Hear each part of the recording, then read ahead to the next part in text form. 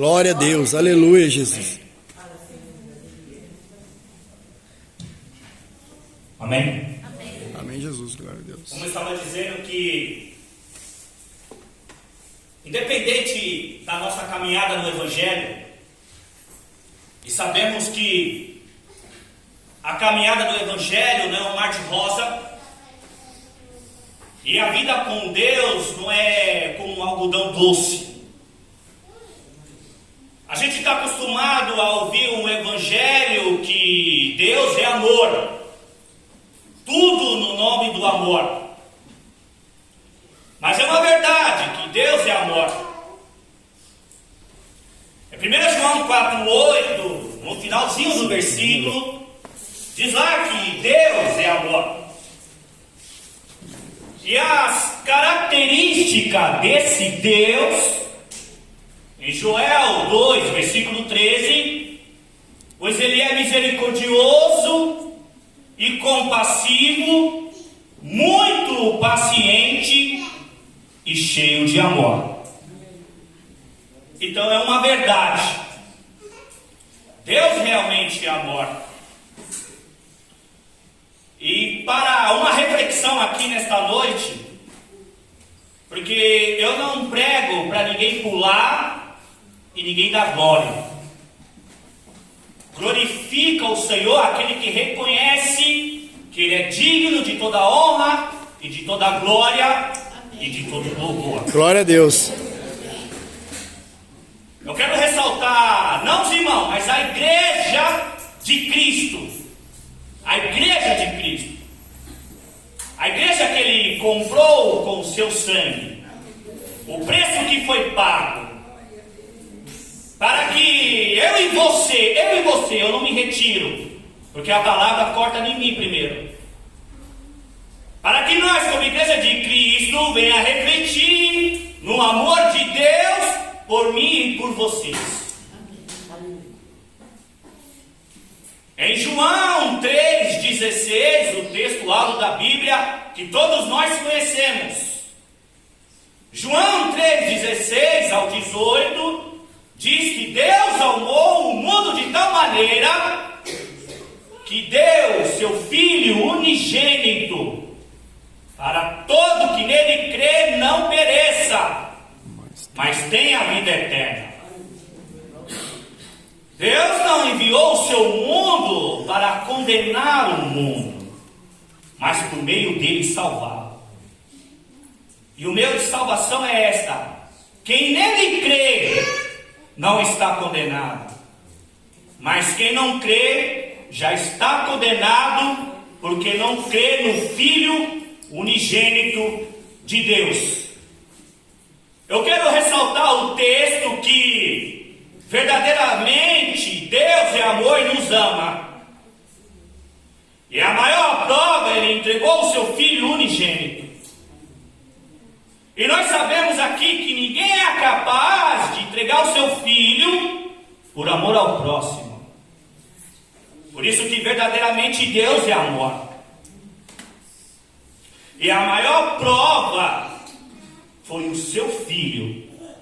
A humilhação, o desprezo e a dor de ser crucificado no madeiro, de renunciar a sua glória e a sua majestade por mim e por você. A maior prova do amor do Pai, que Ele entregou o seu Filho, e o maior amor do Filho por nós, Jesus Cristo, Ele decidiu ir à cruz do Calvário até o fim, ignorando todo o atrevimento da elite religiosa e do Império Romano. Jesus suportou toda a humilhação, todo o desprezo, toda a rejeição e o abandono dos seus discípulos, porque Jesus ficou só. Então essa é a maior prova do Pai entregar seu Filho, e o amor do Filho por nós, de decidir ir até aquela cruz. para que hoje eu e você tenha perdão de pecados, um relacionamento com Deus, para um dia nós morar na glória eterna. Glória a Deus. Aleluia. Porque por mais que as denominações evangélicas propagam, os cultos de bênção, os cultos de vitória, os cultos de milagre, campanhas e campanhas, festividade e festividade, congresso, mas a maior vitória, a maior bênção é a promessa de vida eterna.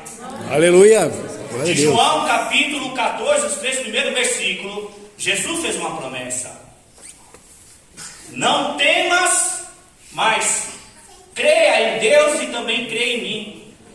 Porque na casa do meu pai há muita morada, e se não fosse assim, eu não teria dito, eu vou preparar lugar. E se eu for preparar lugar, voltarei outra vez e levarei vocês junto comigo. Para onde eu estiver, vocês estejais também. Então essa é a verdadeira promessa do Evangelho. O Evangelho não é só promessa de curas e milagres, de bênçãos e vitórias. Deus pode fazer nós prosperar.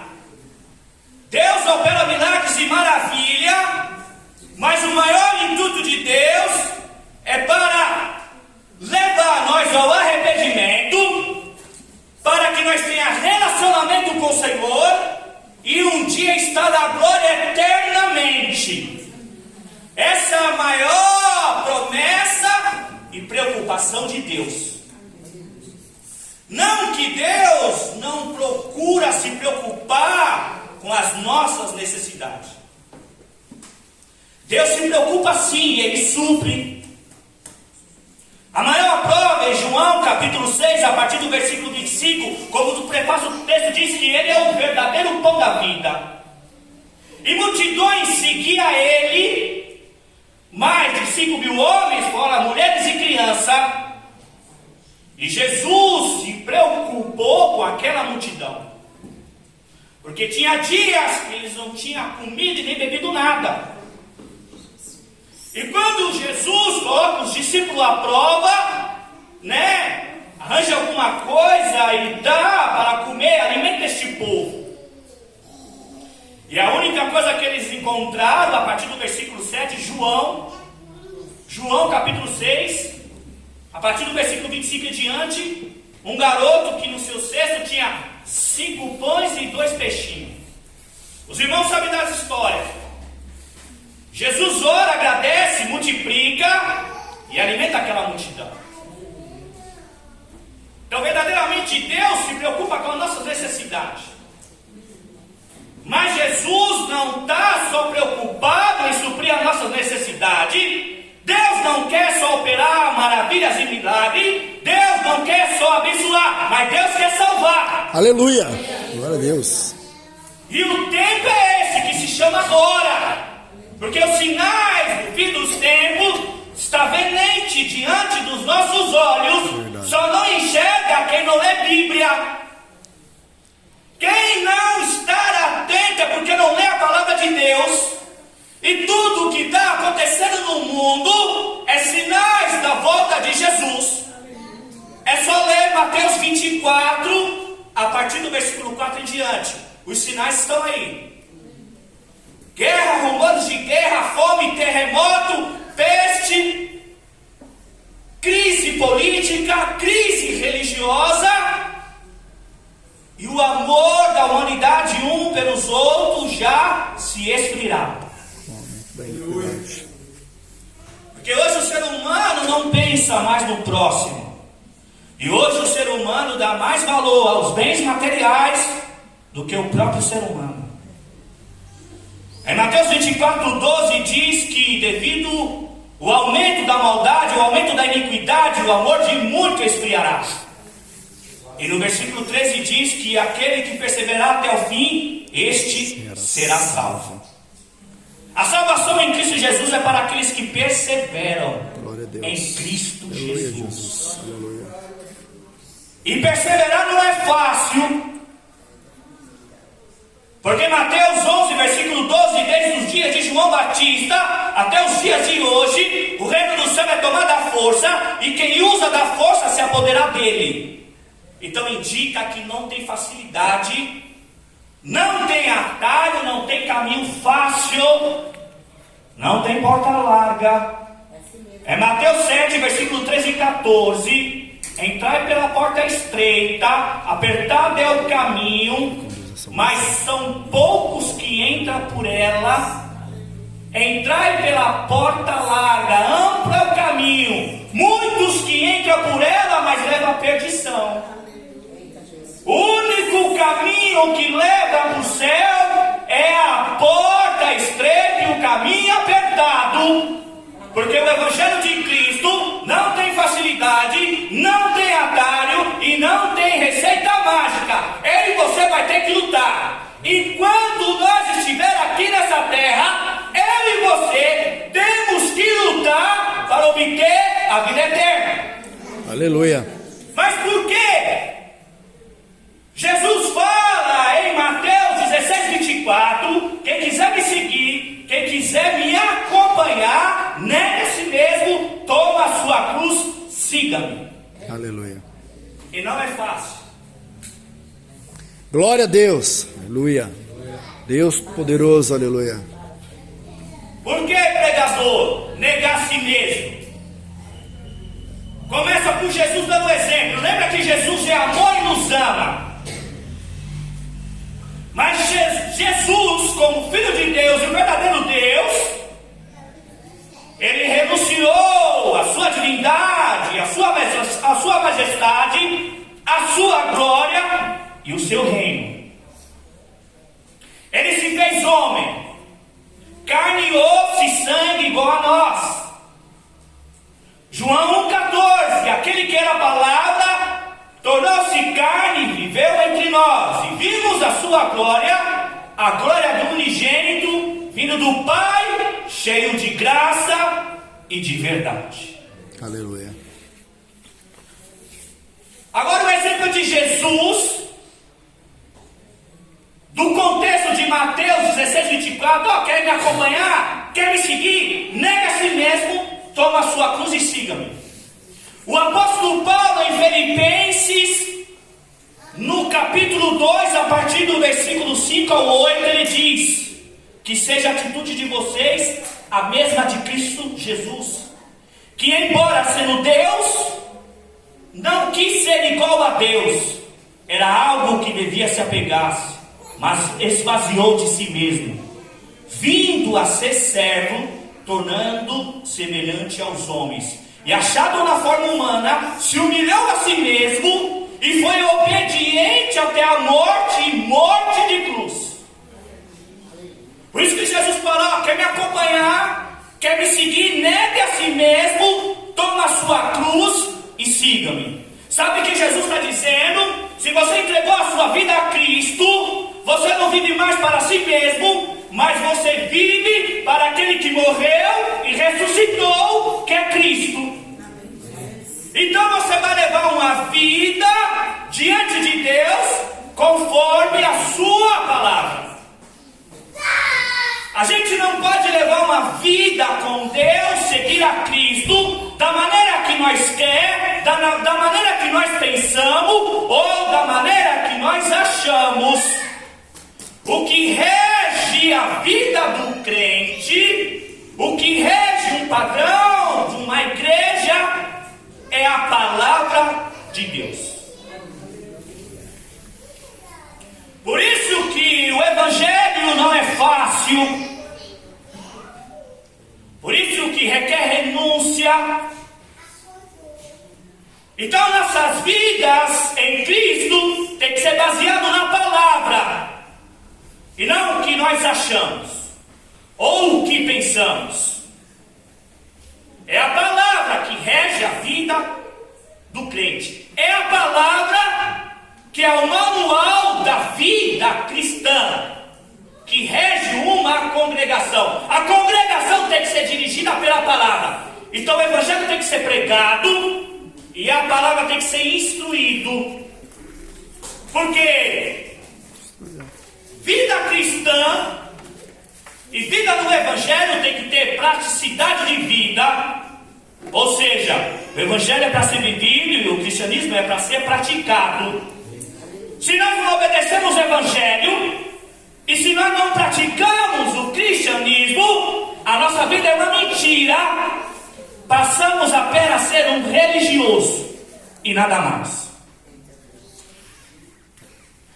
E sabemos que Deus detesta a religião e detesta religioso. Tiago 1, 26 e 27. Aquele que se diz religioso, mas não freia a sua língua, é mentiroso e nele não está a verdade. A religião que Deus o Pai aceita como pura e imaculada é essa, que cuida dos órfãos e das viúvas e não se corrompa e contamina com este mundo. Porque sabemos que o mundo está perverso, mentiroso, corrupto e prostituto. Porque aonde nós olha, ouve, é pecado. Em 1 João 2,15, 16 e 17, o apóstolo João nos adverte que não ame o mundo nem o que nele há. Porque o que há no mundo não há o amor do Pai. Porque no mundo é a cobiça dos olhos, a cobiça da carne e a ostentação dos bens. O mundo e a sua cobiça passarão, mas aquele que faz a vontade do Senhor permanecerá para sempre. Aleluia, glória a Deus. Então, amado, é uma reflexão. Como é que eu e você está diante de Deus?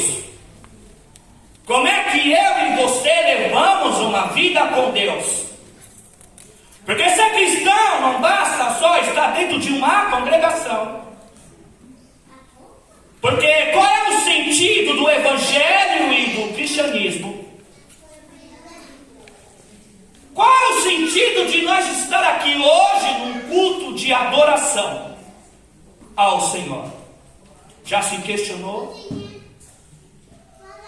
O sentido do Evangelho e a vida cristã é de nós procurar ter relacionamento com Deus. E relacionamento é conhecimento, é intimidade, é relacionamento profundo. Sabe por quê? Já pensou naquele dia, Mateus 7,23, nós ouvimos: eu nunca vos conheci, apartai de mim, vós que praticai iniquidade. Porque Mateus capítulo 7, versículo 21, 22, para a gente entender o 23, porque Jesus fala: apartai de mim, vós que praticai iniquidade. Ele diz que nem todos que me dizem Senhor, Senhor entrará no reino do céu, mas aquele que faz a vontade do meu Pai que está no céu. E muitos me dirão naquele dia: mas Senhor, Senhor, em teu nome nós profetizamos, Senhor, em teu nome nós expulsamos demônios, em teu nome operamos milagres e maravilha. E Jesus vai dizer: olha, eu nunca vos conheci. Então o sentido do Evangelho e do cristianismo é conhecer Deus intimamente. Aleluia. Através de um relacionamento com o Espírito Santo, conforme ensina a sua palavra.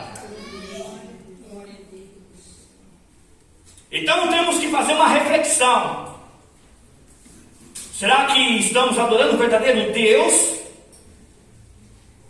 Estamos aqui nessa noite prestando um culto de adoração e ouvindo a sua palavra, a sua instrução, porque realmente nós amamos a Deus como Deus nos amou. Jesus em Mateus capítulo 15, versículo 8 e 9, ele diz: olha, esse povo me honra com os lábios, mas o seu coração está longe de mim. Em vão me adoram, e os seus ensinamentos não passam de normas e regras ensinadas por homens. Jesus estava ensinando que o povo honra ele verdadeiramente com os lábios, da boca para fora, mas o seu coração está longe. E Deus, ele vê a intenção do coração. Deus não está interessado no seu intelectual, na sua sabedoria, no seu curso de teologia, na sua corda vocal, nos seus talentos, aptidões e dons. Deus olha a intenção do coração. Lembra de Caim e Abel? Deus olhou a intenção de coração. Lembra de Ananias e Safira, que o Espírito Santo matou Ananias e Safira? A leitura do texto, olhando, foi um bom ato de vender as propriedades e repartir os bens, mas reter uma parte. Então Deus olha a intenção do coração. E o coração, o meu coração, e o coração de todos, só Deus conhece. Nós podemos enganar uns aos outros, mas o Senhor ninguém engana. Porque só Ele conhece o coração. E sabe por quê? Salmo 33, versículo 13 e 14. Mas no versículo 15, ele diz que Ele formou o coração de todos e conhece tudo o que faz. Aleluia.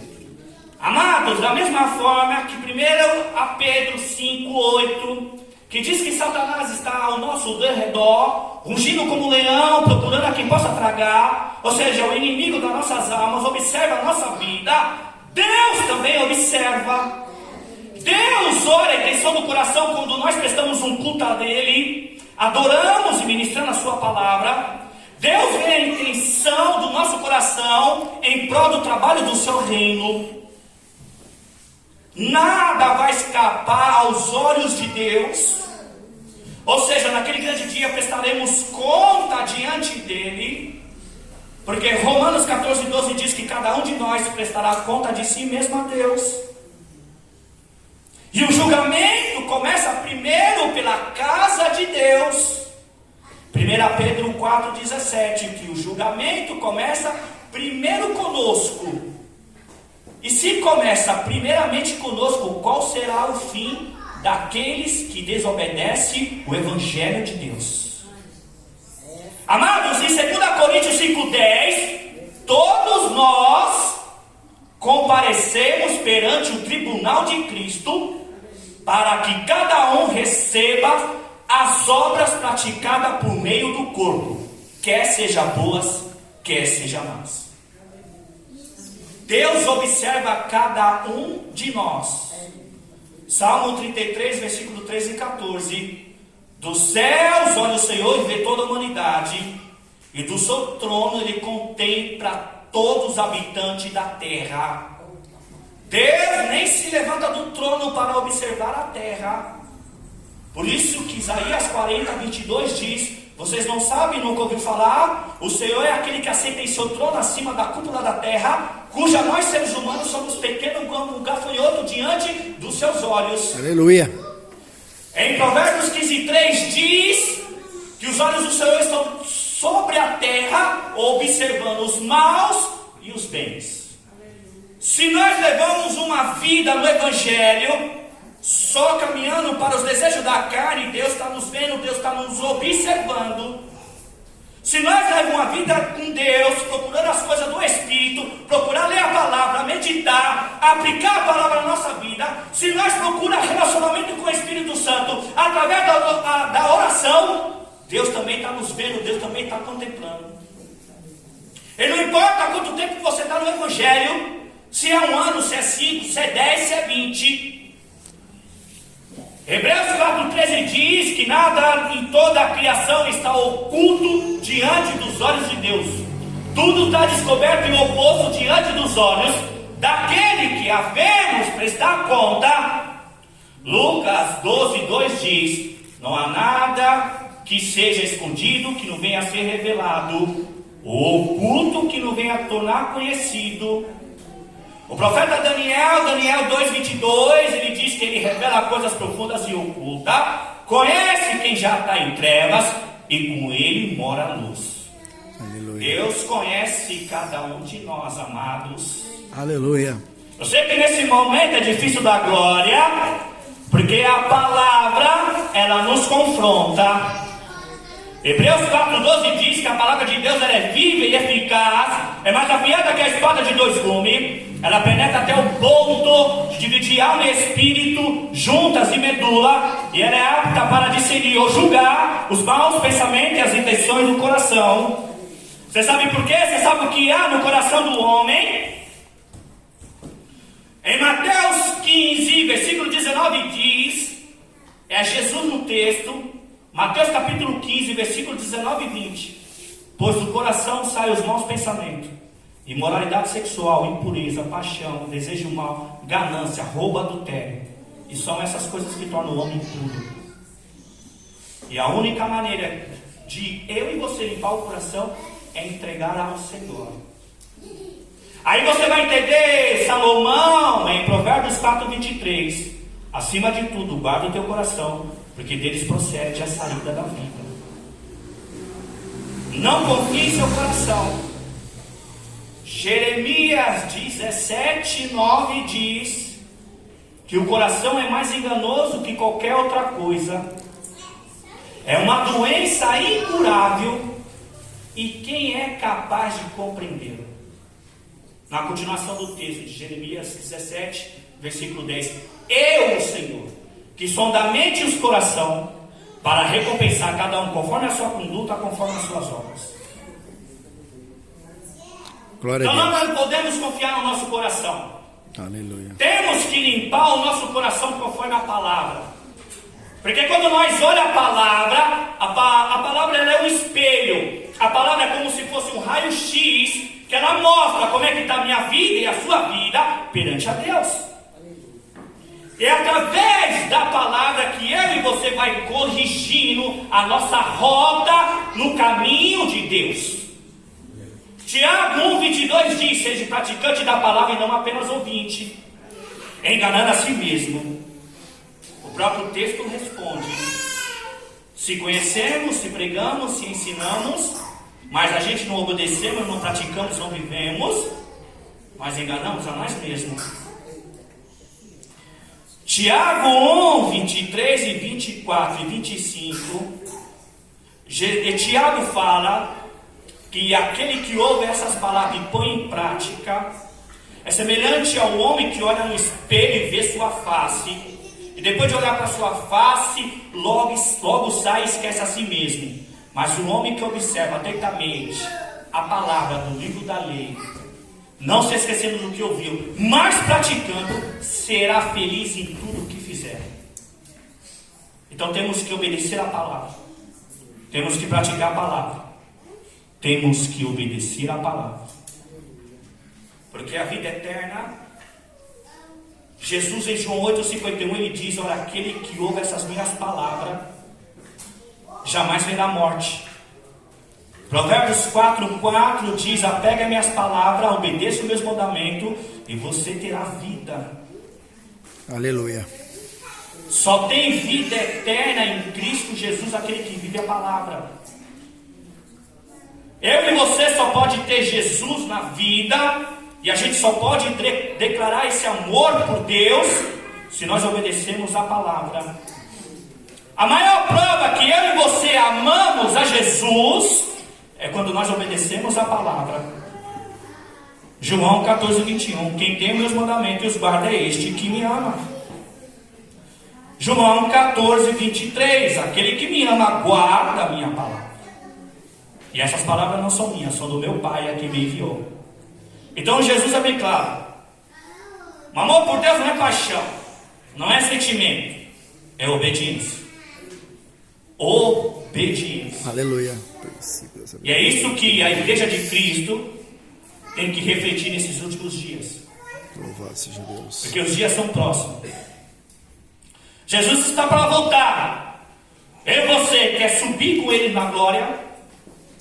Eu e você anseia pela volta de Jesus? Nós podemos dizer: olha, Maranata, venha, Senhor Jesus. Será que nós estamos preparados para receber o Rei da Glória? Porque a igreja declara com os lábios que quer receber o Rei da Glória, mas vive uma vida como se Ele não existisse, como Ele não fizesse parte da nossa vida, como se Ele não morasse em nós. Será que nós podemos declarar Amós 4,12: prepara-te, ó Israel, para te encontrar com o Senhor do teu Deus? Porque qual é a reflexão de nós estar aqui nessa noite? De desejar Jesus. Nós prestamos um culto de adoração. Só que esse culto de adoração tem que fazer uma reflexão aqui dentro, para que quando nós sairmos pelaquela porta, nós queremos mais de Deus. Que os nossos desejos, sentimentos e vontade seja elevado a Deus.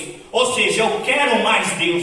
Eu quero conhecer mais esse Deus. Eu quero ter relacionamento. Eu quero ter intimidade. Eu quero sentir mais desse Deus. Glória a Deus, aleluia. Porque a vida é passageira. Aleluia. Nós só estamos um tempo aqui de passagem. Aleluia. Porque o dia e a hora ninguém sabe. Ninguém sabe o dia e a hora. Ninguém sabe o dia e a hora que Jesus vai voltar e vai tirar essa igreja da terra. A sua igreja, não é essa igreja. Aprenda isso, Jesus vai buscar a sua igreja. Igreja tem milhares e milhares, congregações e denominações. A igreja que Jesus vai buscar é a noiva, lavada e remida pelo sangue do Cordeiro. Aquelas que perseveraram até o fim. Aquelas que obedeceram Mateus 16, 24. Que seguiram a Jesus, negaram a si mesmo, tomaram a sua cruz. Ou seja, não viveu mais para si. Viveu a sua palavra. E suportou o sofrimento, as aflições, as tribulações, as tentações, a dor, a humilhação aqui nessa terra, como Jesus suportou. Não foi fácil para Jesus, não será fácil para nós. É só ler a palavra de Deus, a vida que Jesus levou aqui nessa terra. Teve seus momentos de glória, Jesus curou, Jesus libertou, Jesus multiplicou. Mas Jesus foi para aquela cruz. E antes de ir para aquela cruz, ele foi humilhado, zombado, esbofeteado, humilhado. Jesus foi açoitado. Os algoz não teve nem dó e nem misericórdia. Algoz significa homem carrasco, cruel, que não tem dó da dor alheia. Jesus teve seu corpo deslacerado, rasgado, sangue e secreção. Jesus não tinha comido nada, não tinha bebido nada. Com seu corpo deslacerado e rasgado, aberto, colocaram uma coroa de espinho e fizeram ele carregar uma madeira até o Gólgota e foi pregado naquela cruz. Por isso que cruz representa sofrimento. Felicidade, não temos felicidade nessa terra.